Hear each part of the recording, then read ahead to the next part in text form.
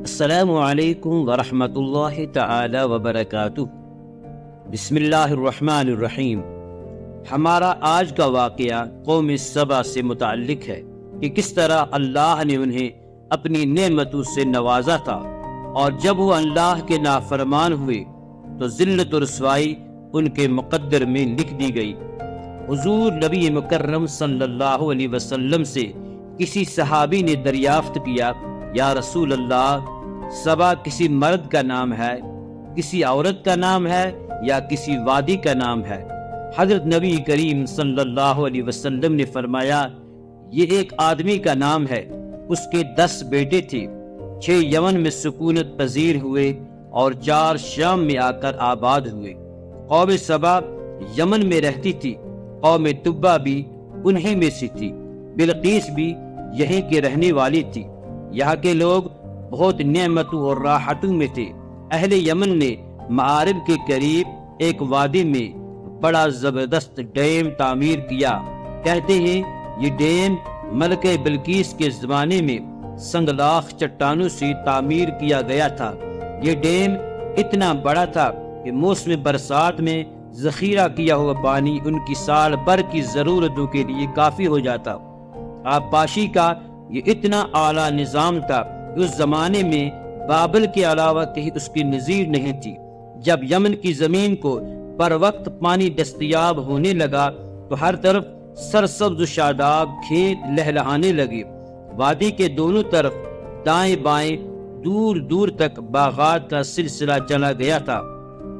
دائیں بائیں ہر طرف باغات ہی باغات تھے، جدھر نگاہ اٹھتی پھلوں سے لدے ہوئے سرسبز درختوں پر ہی پڑتی۔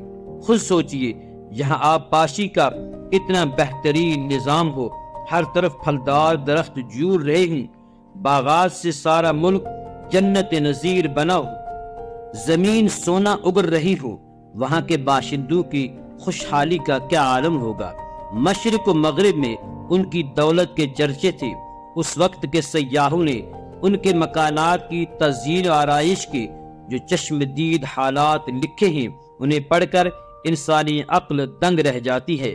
اللہ تبارک و تعالی کی طرف سے حکم ہوا کہ اپنے رب کریم کے دیے ہوئے رزق سے کھاؤ، رنگا رنگ خوش ذائقہ پھلوں سے لطف اٹھاؤ، لیکن خیال رہے کہ جس کے خانے کرم سے تمہیں یوں اعلیٰ اور بے حساب نعمتیں عطا کی جا رہی ہیں، اس کی شکر گزاری میں سستی نہ کرنا۔ جتنا تم شکر ادا کرو گے، وہ کریم اتنا ہی مزید لطف و کرم تم پر کرے گا۔ تم کتنے خوش نصیب ہو، تمہیں ایسا ملک عطا ہوا جو آب و ہوا کے لحاظ سے بڑا پاکیزہ ہے، زمین زرخیز ہے، پانی وافر ہے، بڑے بڑے باغات ہیں، مچھر مکھی وغیرہ کا یہاں نام تک نہیں۔ کچھ عرصہ تو عنایات ربانی سے لطف اندوز ہوتے رہے اور شکر کرتے رہے، لیکن جب ایک عرصہ دراز اس لطف و تنعم میں گزرا تو ان میں سرکشی اور بے رہ روی کے آثار نمودار ہونے لگے۔ وقتاً فوقتاً اللہ نے ان کی طرف انبیاء کرام مبعوث فرمائے۔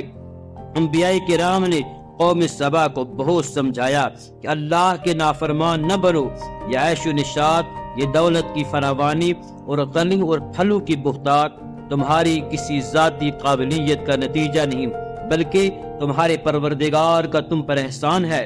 ایسا نہ ہو کہ تم اپنے پروردگار کی نافرمانی کرتے رہو اور ناشکر گزار بنے رہو اور وہ تمہیں ان نعمتوں سے محروم کر دے۔ لیکن شیطان نے انہیں ایسا ورغلایا تھا کہ انہوں نے اللہ کے پیغمبروں کی واعظ و نصیحت سننے سے انکار کر دیا اور برملا کہنا شروع کر دیا، ہمیں تو کوئی علم نہیں کہ اللہ نے ہم پر کوئی احسان کیا ہے۔ تم بے شک اپنے رب سے کہو کہ اگر اس میں طاقت ہے تو جو احسان اس نے ہم پر کیا ہے وہ آئندہ نہ کرے۔ جب ان کی نافرمانی کی حد ہوگی تو مکافات عمل کا قانون حرکت میں آیا۔ غضب الہی موسلادھار بارشوں کی شکل میں ظاہر ہوا۔ اس نے اتنے خوفناک سیلاب کی شکل اختیار کر لی کہ جب اس کی موجیں اس چٹانوں سے بنے ہوئے ڈیم سے ٹکرائی تو ان کو لرزا کر رکھ دیا۔